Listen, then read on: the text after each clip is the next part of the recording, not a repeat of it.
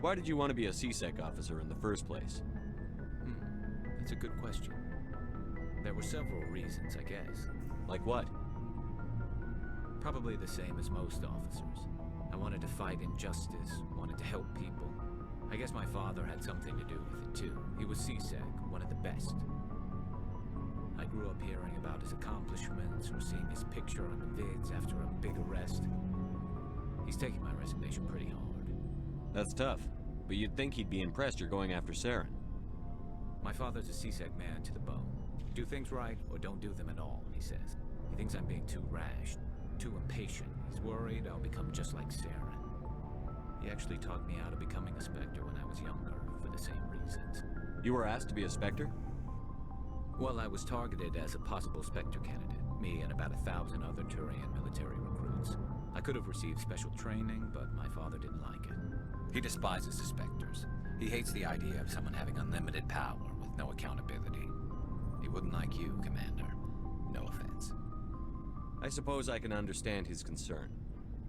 You can.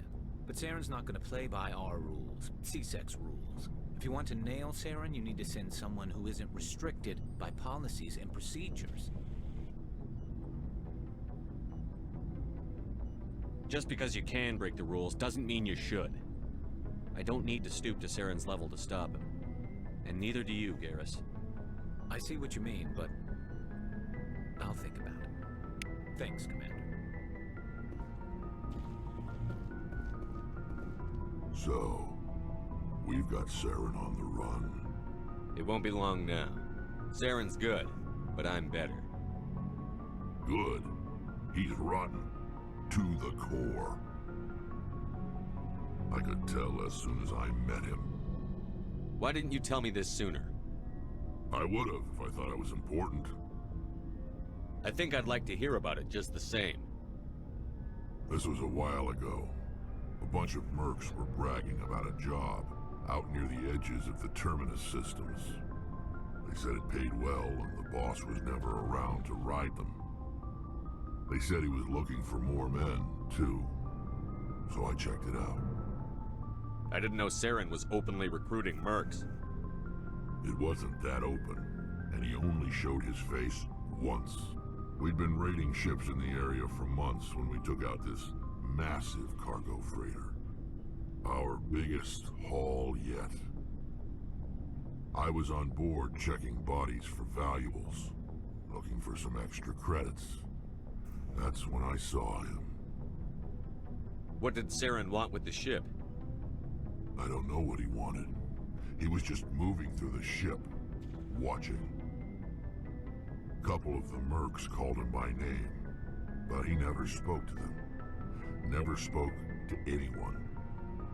I had a really bad feeling about him, so I got the hell out. Didn't even wait to get paid.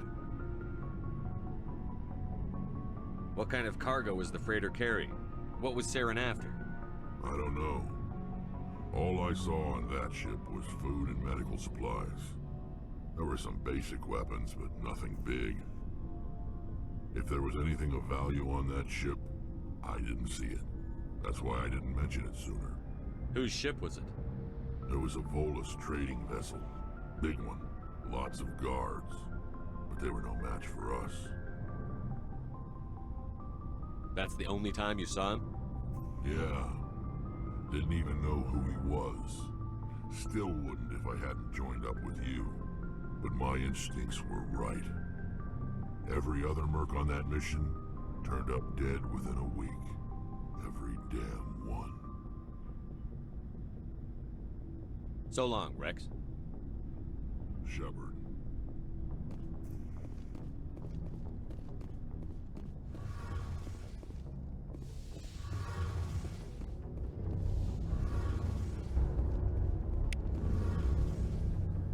Something I can do for you, Commander. Carry on, Adams. Aye, aye, Commander. Oh, hello, Shepard. Are you okay? I don't know. Your ship is amazing, and your crew's been really great to me. Especially your chief engineer. But I just sort of feel out of place. The Normandy runs so smooth it feels like we're not even moving. And the engines are so quiet. How do you sleep at night? The silence wakes you up? Back on the flotilla, the last thing you want to hear is silence. It means an engine's died or an air filter shut down. I guess you don't have to worry about that here.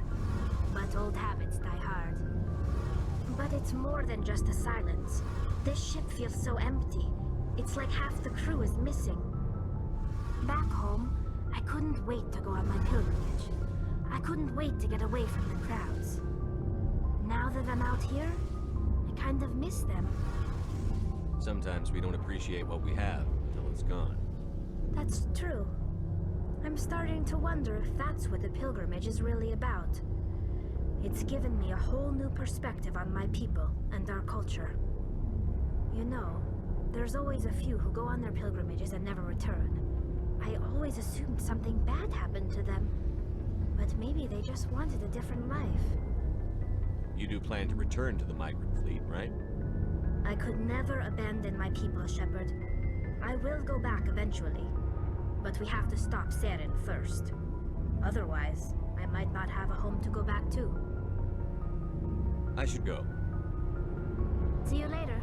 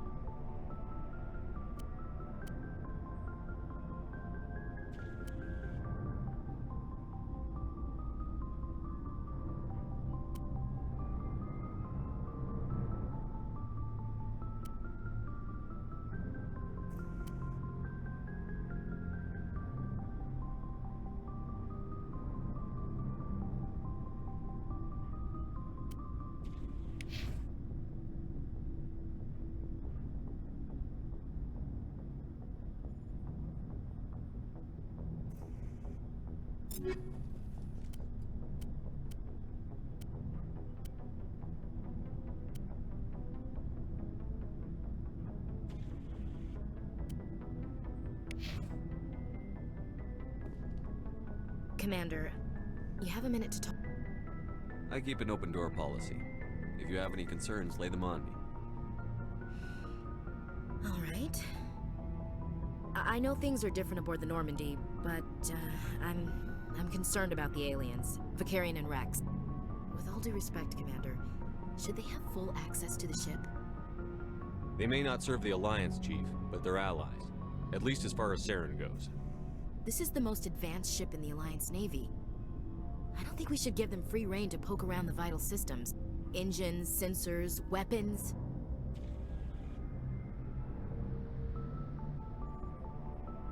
You don't trust the Alliance's allies? I'm not sure I'd call the Council races allies. We, humanity, have to learn to rely on ourselves. Standing up for ourselves doesn't mean standing alone. I don't think we should turn down allies. I just think we shouldn't bet everything on them staying allies. As noble as the Council members seem now, if their backs are against the wall, they'll abandon us. You've got a pessimistic view of the universe, Williams. A pessimist is what an optimist calls a realist. Look, if you're fighting a bear and the only way for you to survive is to sick your dog on it and run, you'll do it. As much as you love your dog, it isn't human. It's not racism, not really. Members of their species will always be more important to them than humans are. These seem like deeply held beliefs, Williams. What made you think this way? My family's defended the Alliance since it was founded. My father, grandfather, great-grandmother, they all picked up a rifle and swore the oath of service. I guess we just tend to think of Earth's interests as our own. It doesn't sound like you've worked with aliens before. No, sir. Mainly I've been groundside, part of the surface garrison forces. I did get a rotation on a space station for training. Every Marine a rifleman, every rifleman ZG certified. That's odd. Your record is spotless and your technical scores are exemplary. You should be serving with the fleet. Anyway, that's why I haven't served with many aliens, Commander. I come from a military family too. My parents were both Navy. Anybody in your family we might know? Couldn't say, Commander. We probably have a lot in common. You join up to carry on the tradition?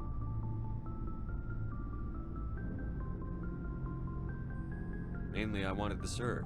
Protect the Alliance, save lives, you know. Glad to hear it. I'd hate to think you were out here for a free college education. All right. I can see where your concerns are coming from, Williams. But this is a multilateral mission. You're going to have to work with aliens, like it or not. It won't be a problem, Commander. You say jump, I say how high. You tell me to kiss a Turian, I'll ask which cheek. Would you kiss anyone I ordered you to? That depends, sir. If you ordered me to kiss a superior officer, that would be a violation of the regs concerning fraternization. That would make it an illegal order. I'd be required to decline and relieve you of command. Sir.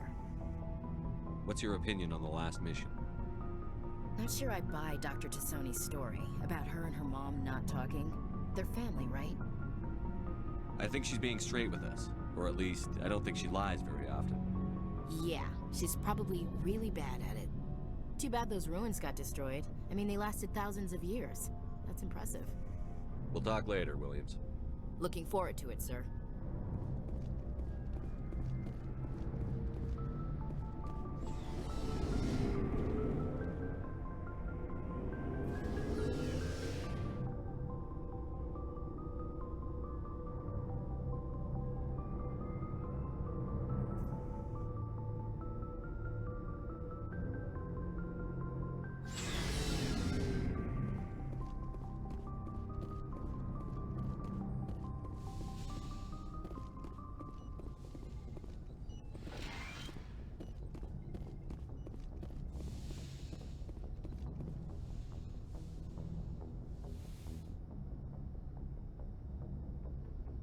Commander, are you coming to check up on me? You look much better. How are you feeling? Dr. Chakwas assures me I am going to be fine. I was impressed with her knowledge of Asari physiology. You're in good hands. Dr. Chakwas knows what she's doing. I never properly thanked you for saving me from the Geth, Commander. If you hadn't shown up, I'm just glad we got there in time. so am I. I know you took a chance bringing me aboard this ship. I have seen the way your crew looks at me. They do not trust me. But I am not like Benezia.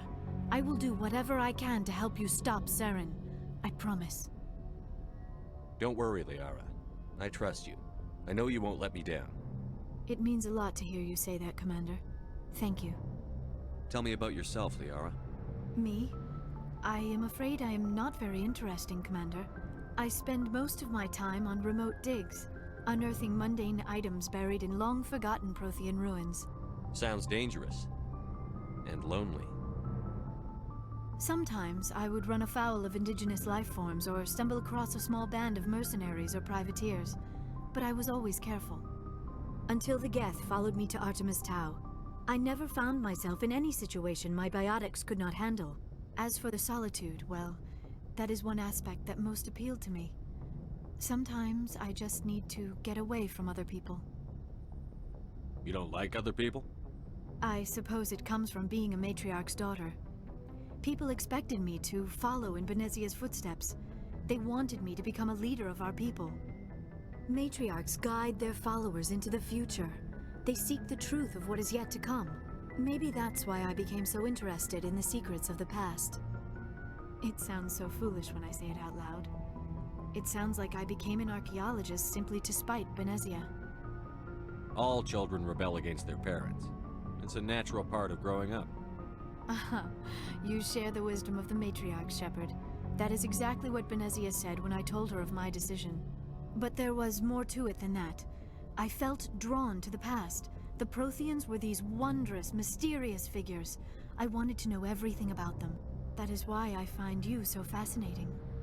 You were marked by the beacon on Eden Prime. You were touched by working Prothean technology. Sounds like you want to dissect me in a lab somewhere. What? No! I did not mean to insinuate. I never meant to offend you, Shepard. I only meant that you would be an interesting specimen for an in-depth study. No, that's even worse. Calm down, Liara. I was only joking. Joking? Oh, by the goddess! How could I be so dense? You must think I am a complete and utter fool. Now you know why I prefer to spend my time in the field with data disks and computers. I always seem to say something embarrassing around other people. Please, just pretend this conversation never happened. Do you know why Benezia joined up with Saren? I don't understand it. She was always outspoken about the need for the Asari to become more involved in shaping galactic events. Maybe she thought allying herself with Saren would somehow be for the greater good in the long run. At least I hope so. This hurts you, doesn't it? None of this makes any sense to me.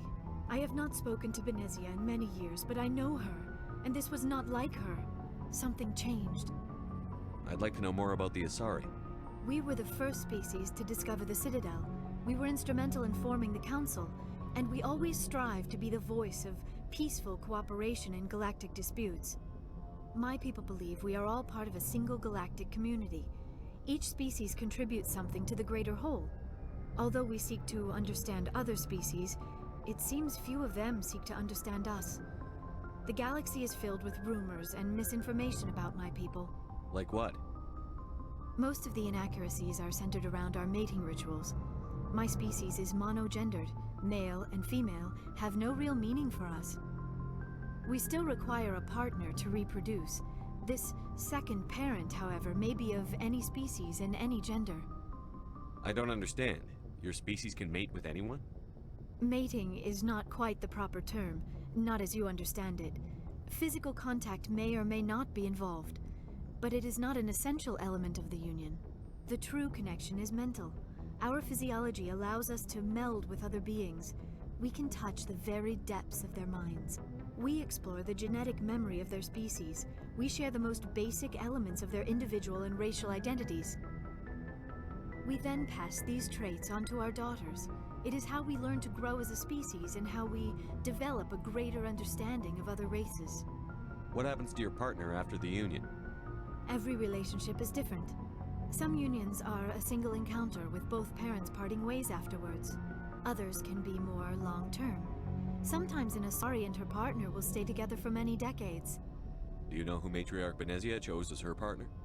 She rarely spoke of her partner.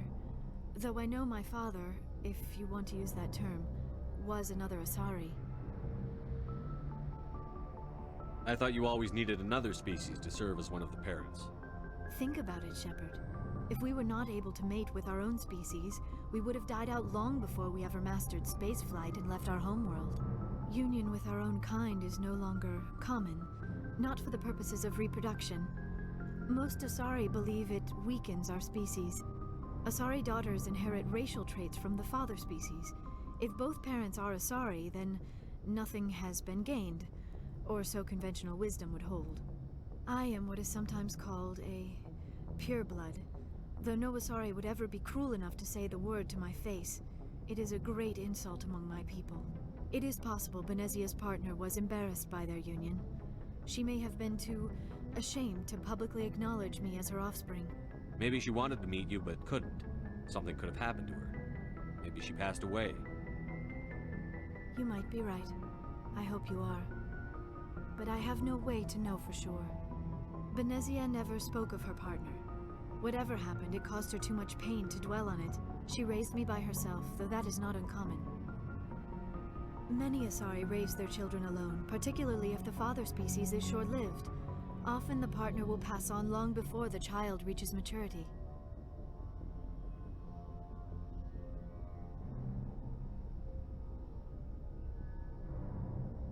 You Asari live for 1,000 years. What happens when your partner dies? Few sapient species live as long as my kind. We have learned to take a philosophical approach to our unions. We do not focus on the inevitable loss of our partners. Instead, we enjoy the time we spend with them. And even after they're gone, a part of them lives on in us. The union is a connection that transcends both time and space. I should go. Goodbye, Shepard.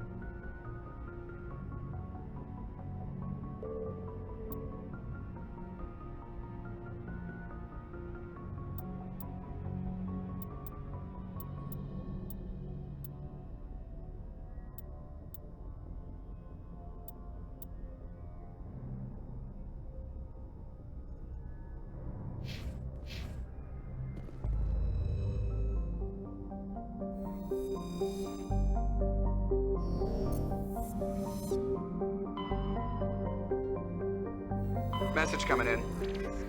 Patching it through. Commander Shepard, my name is Nasana Dantius. I have a job for you. I can't say any more in an unsecured communication. If you're interested in hearing my offer, meet me on the Citadel so we can talk in person. I'll be waiting in the Diplomat's Lounge on the Presidium.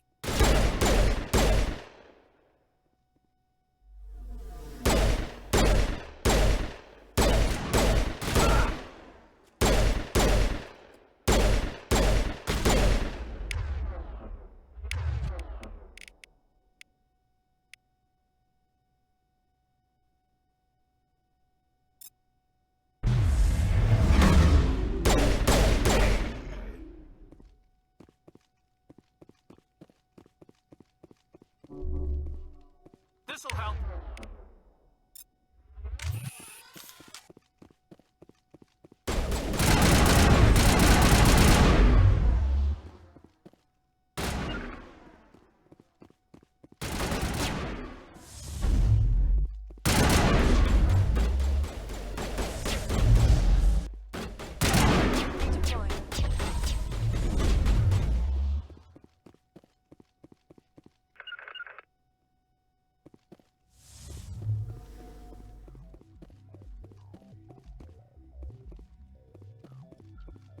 Rally round.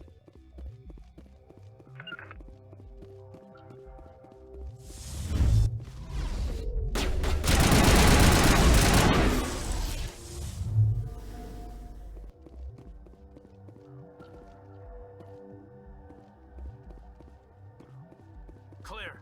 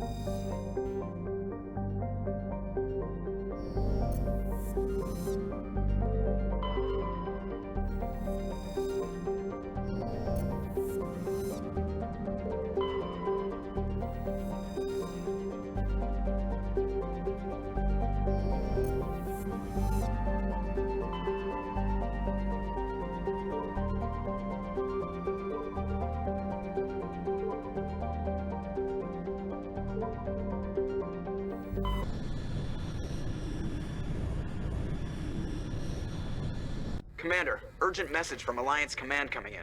I'll patch it through. Shepard, this is Admiral Hackett from Alliance Command. We've got a situation here, and you're the only one that can handle it. What do you need, Admiral? There's an Alliance training ground where we test weapons and technology in live fire simulations. One of the VIs we use to simulate enemy tactics in the drills is no longer responding to our override commands. It's gone rogue. Are you telling me this computer is thinking on its own? We're not stupid, Shepard. This is a virtual intelligence, not a true AI. It's not self-aware, and it can't access any external systems. We didn't do anything illegal here. Virtual intelligence support is critical to our military success. VIs process thousands of status reports and react in nanoseconds. No human can do that. We need you to fight your way through the training ground at the VI core and manually disable it. Can't you disable it remotely? Our fail-safes aren't responding. The VI operates on a closed network. It can't affect any external systems, but we don't have any direct access to its processes. We could bomb it from orbit, but the damage to the facility would be catastrophic. We'd prefer to have someone shut down the core. Someone like you. I know Spectres answer the Council, but you're still human. You're still part of the Alliance military, and right now we need you. The VI controls all the facility's weapons, drones, and automated defenses. You're the only one that can pull this off, Shepard. Good luck.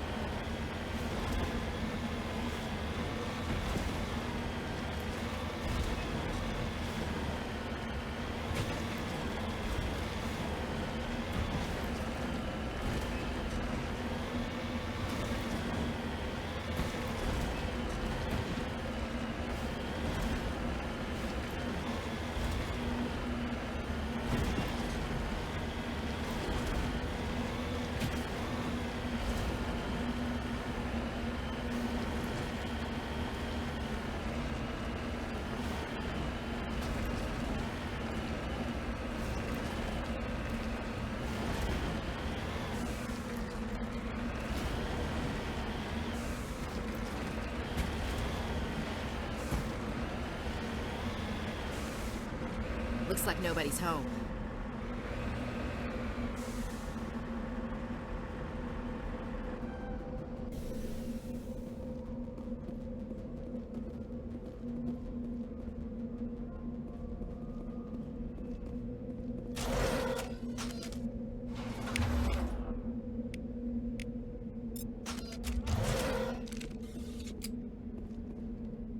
According to these data logs, the survey team unearthed some kind of alien technology.